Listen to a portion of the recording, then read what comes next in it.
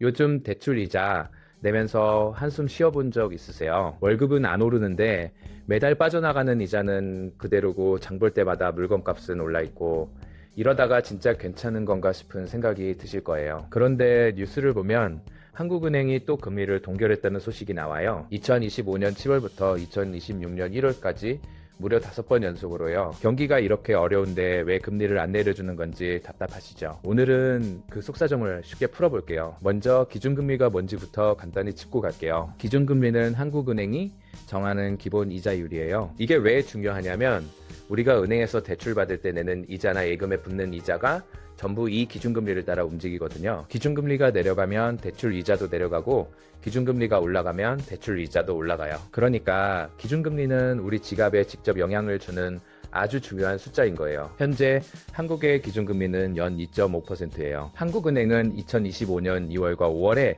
금리를 한 번씩 내렸어요. 그때까지만 해도 앞으로 더 내릴 거라는 기대가 있었죠. 그런데 그 이후로 7월, 8월, 10월, 11월, 그리고 2026년 1월까지 5번 연속 꼼짝도 안 하고 있는 거예요. 심지어 1월 회의에서는 금융통화위원 6명 전원이 만장일치로 동결을 결정했어요. 한 명도 빠짐없이 전부 지금은 내릴 때가 아니다라고 판단한 거죠. 그러면 왜 못 내리는 걸까요? 첫 번째 이유는 환율이에요. 환율이란 우리나라 돈과 다른 나라 돈을 바꿀 때의 비율인데요. 지금 원달러 환율이 1,400원대에서 좀처럼 내려오질 않고 있어요. 이게 무슨 뜻이냐면 우리나라 돈의 힘이 약해졌다는 거예요. 예전에는 1,200원이면 1달러를 살 수 있었는데 지금은 1,400원 넘게 줘야 1달러를 살 수 있으니까요. 환율이 높으면 뭐가 문제일까요? 비유를 들어볼게요. 해외 직구를 해보신 분이라면 이해가 빠르실 거예요. 같은 3만원짜리 물건을 미국에서 사는데 환율이 1,200원일 때는 25달러만 내면 됐거든요. 그런데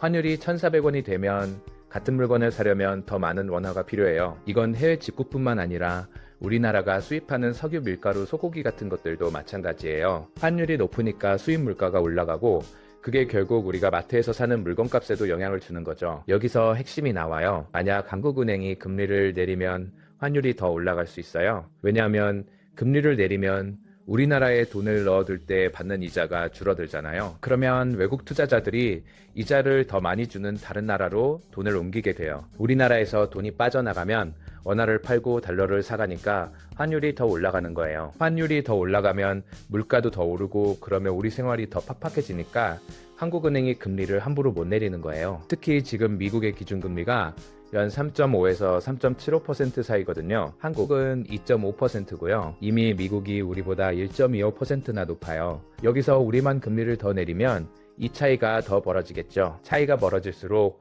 돈이 미국 쪽으로 더 많이 빠져나갈 수 있어서 한국은행이 부담을 느끼는 거예요. 두 번째 이유는 집값이에요. 금리를 내리면 대출 이자가 싸지잖아요. 대출 이자가 싸지면 어떤 일이 벌어질까요? 집을 사고 싶었던 사람들이 이자 부담이 줄었으니까 대출을 받아서 집을 사려고 해요. 집을 사려는 사람이 많아지면 집값이 올라겠죠. 서울이랑 수도권 집값이 아직도 불안한 상황에서 금리를 내려서 또 집값에 불을 지피면 안 되니까 한국은행이 조심하는 거예요. 실제로 한국은행 내부 보고서에서도 2025년 상반기에 서울 공동주택 가격이 오른 것 중 약 26%가 금리 인하의 영향이었다고 분석했어요. 금리를 내리니까 빚을 내서 집을 사는 사람이 늘었고 그래서 집값이 올랐다는 거죠. 이런 경험이 있으니까 한국은행이 금리를 내리는데 더 신중해질 수밖에 없는 거예요. 그러면 금리를 안 내리면 좋은 건가요? 사실 그것도 아니에요. 이게 바로 한국은행이 진퇴양난에 빠진 이유예요. 진퇴양난이란 앞으로 가도 뒤로 가도 어려운 상황을 말해요. 금리를 내리자니 환율이랑 집값이 걱정이고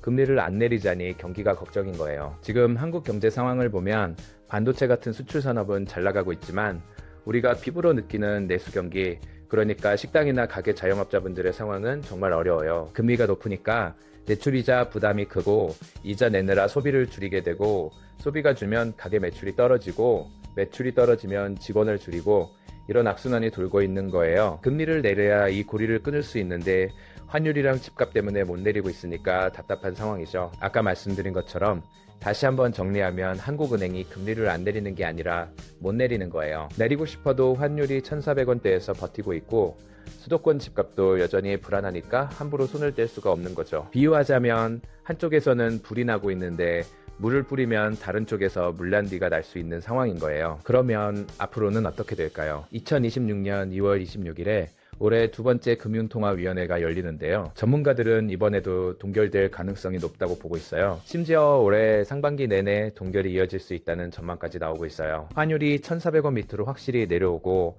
집값이 안정되는 모습이 보여야 금리 인하를 다시 검토할 수 있을 거라는 분석이에요. 여기에 미국 변수도 있어요. 최근에 미국 차기 연방준비제도 의장으로 매파적인, 그러니까 돈을 쉽게 풀지 않겠다는 성향의 인물이 지명됐거든요. 이 사람이 취임하면 미국이 금리를 빨리 안 내릴 수도 있어요. 미국이 금리를 안 내리면 한국도 따라서 내리기가 더 어려워지는 거죠. 우리나라만 금리를 내리면 미국과의 금리 차이가 더 벌어져서 돈이 빠져나갈 수 있으니까요. 이런 상황이 우리한테 어떤 의미가 있을까요? 대출을 갖고 계신 분들은 당분간 이자 부담이 줄어들기 어렵다는 뜻이에요. 변동금리로 대출을 받으신 분들은 금리가 내려가길 기다리고 계셨을 텐데 그 시기가 예상보다 늦어질 수 있어요. 반대로 예금이나 적금을 넣어두신 분들은 이자를 조금 더 오래 받을 수 있다는 뜻이기도 하고요. 취업을 준비하시는 분들이나 사회초년생 분들이라면 경기가 당분간 쉽게 좋아지기 어려울 수 있다는 점을 염두에 두시는 게 좋겠어요. 금리가 높은 상태가 유지되면 기업들도 투자를 줄이게 되고